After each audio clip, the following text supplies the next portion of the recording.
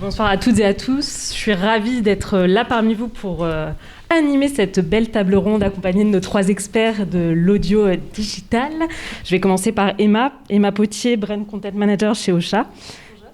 Donc Ocha, pour rappel, est une plateforme marketing française d'hébergement, de distribution et de monétisation des podcasts lancée en juillet 2018.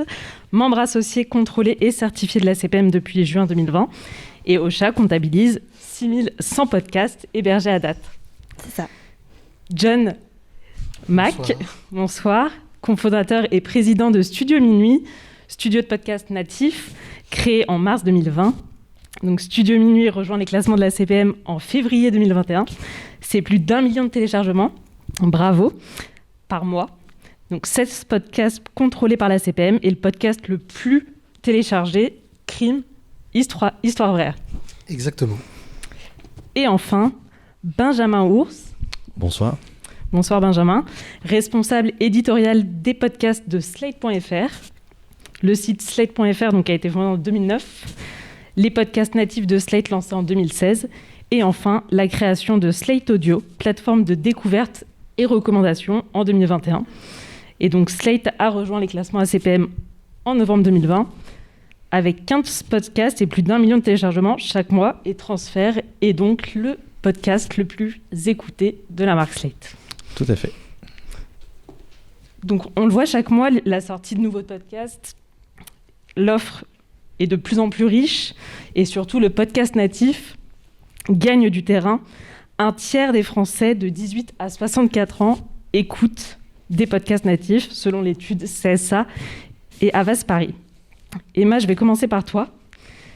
Comment accompagnez-vous les podcasteurs chez Ocha et quels sont les leviers pour chercher cette audience ? Alors nous, chez Ocha, la première chose qu'on dit à nos podcasteurs, c'est de bien connaître son audience. C'est la première chose. Un podcast, c'est un peu comme un service ou un produit. Et en marketing, ça ne viendrait pas à l'esprit de communiquer sur un service ou sur un produit sans connaître parfaitement son cœur de cible. Donc c'est la première chose. Et chez Ocha, on appelle ce cœur de cible le persona auditeur. Donc pour définir un persona auditeur, on permet à nos podcasteurs, grâce à notre plateforme, d'analyser les données démographiques de son audience. Avec, donc on peut savoir leur genre, on peut savoir leur position géographique, leur âge.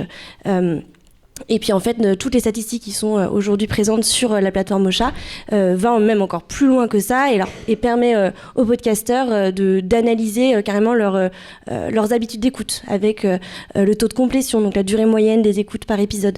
Ça peut être aussi l'heure et le jour précis auquel les auditeurs sont le plus susceptibles d'écouter un podcast, par exemple. Et donc toutes ces données-là, elles participent à la construction de ce persona auditeur. Et une fois qu'on connaît ce persona auditeur, on peut se lancer dans le plan de communication autour de son podcast. Et pour ça, on a développé chez Ocha une méthodologie qu'on a appelée le parcours auditeur, qui est en fait un parcours de 3 étapes qui permet de transformer un parfait inconnu en un auditeur fidèle, un ambassadeur fidèle de son podcast. Donc les 3 étapes. Il y a la première, c'est la notoriété, la découvrabilité, faire en sorte que un podcast soit visible dans cet océan de podcasts. Tu l'as dit juste avant, Mélanie, il y en a de plus en plus aujourd'hui. Et donc, pour ça, chez Ocha, en fait, on développe tout plein d'outils marketing qui permet aux podcasteurs d'activer les canaux de communication qu'ils souhaitent. Donc, dans cette première étape de notoriété et de découvrabilité, la première chose, c'est d'être présent sur les réseaux sociaux. C'est indiscutable. D'ailleurs, on l'a vu avec la dernière étude du CSA et de Havas Paris. Aujourd'hui, 35% des auditeurs découvrent un nouveau podcast grâce aux réseaux sociaux. Donc, chez Ocha, on permet à nos auditeurs, à nos podcasteurs, de partager leurs nouveaux épisodes directement sur Facebook, Twitter, Instagram et LinkedIn depuis la plateforme Ocha. Ensuite, donc on a la deuxième étape de ce parcours auditeur, c'est l'activation. Une fois que un parfait inconnu nous a repérés, il faut qu'on l'incite à déclencher la première écoute. Et pour ça, chez Ocha, on s'est appuyé sur la dernière étude de médiamétrie qui révèle que je crois que c'est 10%, une vidéo sur Twitter ou sur les réseaux sociaux provoque à peu près 10% d'engagement de plus qu'une simple image. Donc chez Ocha, Ocha, on a développé un outil qui s'appelle le clip vidéo et qui permet aux auditeurs, aux podcasteurs, encore une fois, de créer un extrait vidéo à partir de leur nouvel épisode audio qui viennent de sortir sur toutes les plateformes d'écoute. Et pour qu'ils soient complètement adaptés à leur image, à leur charte graphique, on leur permet de changer les couleurs, d'ajouter une transcription. Et une nouveauté chez Ocha, c'est de les télécharger en différents formats, carré, story ou rectangle. Et enfin, la troisième grande étape de ce parcours auditeur, donc on avait la notoriété et l'activation. La troisième étape, c'est la rétention. Une fois que notre auditeur est là, qu'il a appuyé sur play pour la première fois, comment on fait pour le faire revenir ou pour le faire rester ? Eh bien, chez Ocha, on a créé la newsletter. Donc, on permet à nos podcasteurs d'envoyer une newsletter à leurs abonnés et ça permet de créer un lien vraiment plus étroit avec leurs auditeurs les plus fidèles. Merci beaucoup, Emma. Je vais passer du coup de l'autre côté studio podcast. Donc John et ensuite Benjamin. Quel est votre secret ? Vous faites partie du top 3 des podcasts ACPM. Vous êtes passé en moins d'un an de 500 téléchargements à plus d'1 million de téléchargements sur les marques Studio Minuit. Voilà, on aimerait percer les secrets d'une telle réussite sur le podcast natif.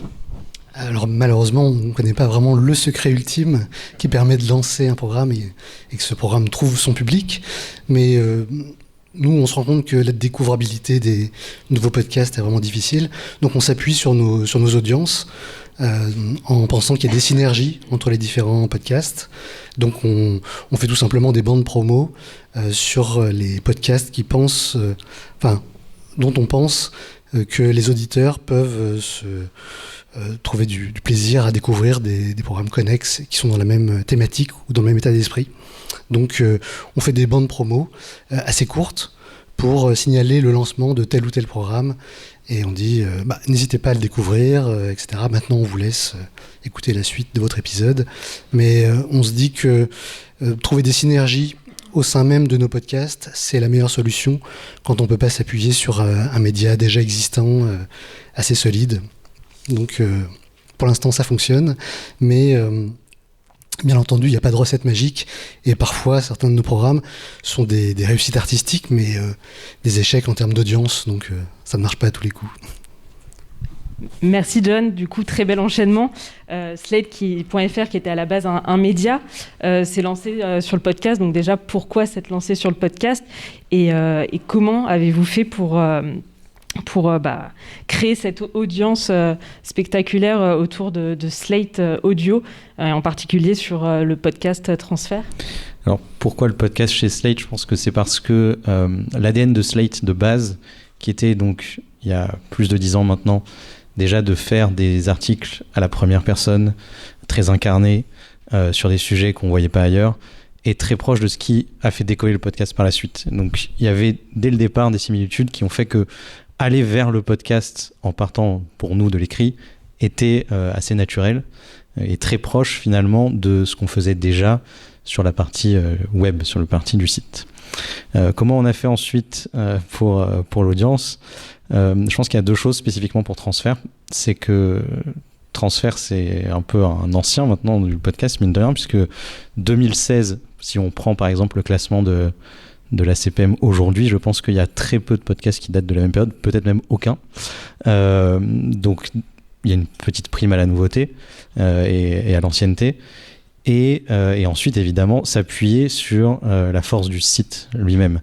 Comme je le disais, on a créé avec les podcasts quelque chose de très proche de ce qu'on faisait déjà sur le site. Donc nos lecteurs et nos lectrices sont devenus des auditeurs et des auditrices. Et ensuite, le bouche à oreille, etc., a fait que ça a pu grossir sur des nouveaux projets, puisque aujourd'hui Transfert, ça doit représenter 2/3 de nos audiences.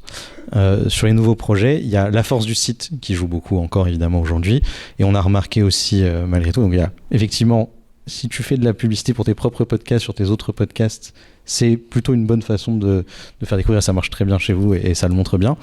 Et l'autre chose qu'on a remarqué, c'est que chez Slate.fr, il y a des signatures, c'est-à-dire qu'il y a des gens qui écrivent et dont on sait que quand on publie un article de leur part, ça va être lu, plus que d'autres. Il y a la newsletter de Titu Lecoq, il y a les papiers de Lucille Bélan ou d'Élise Costa sur ce qui est du fait divers.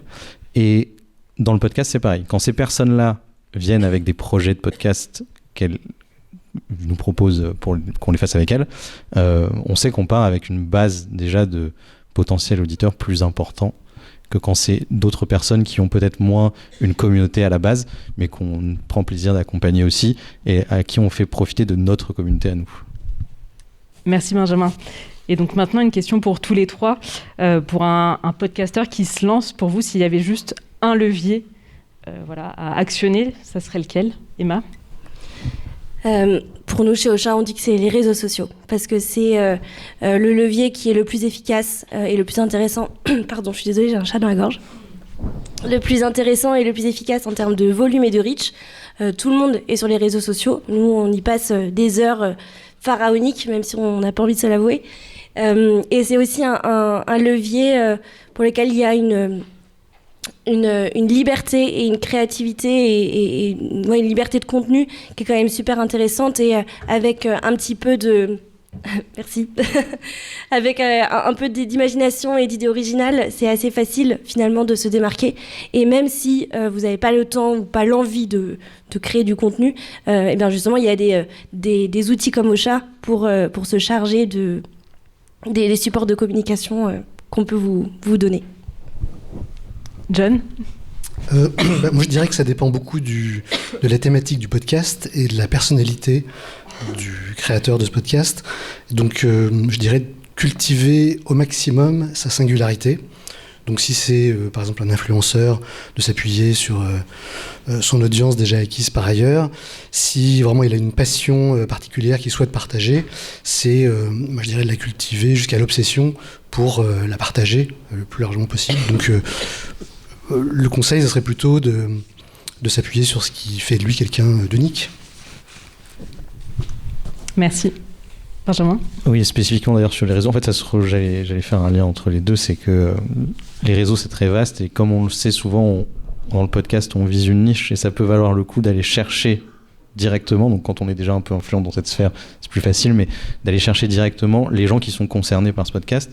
Ça peut commencer premièrement par des gens qui juste aiment le podcast en général comme format, puisqu'il y a plusieurs communautés qui ont été créées autour du podcast en général, et ensuite aller chercher, si on fait un podcast sur, je sais pas, les animaux, aller chercher les fans d'animaux sur Facebook, pas juste balancer ces trucs sur ses propres réseaux, mais avoir peut-être la curiosité d'aller chercher des réseaux spécifiques au sujet dont on veut parler.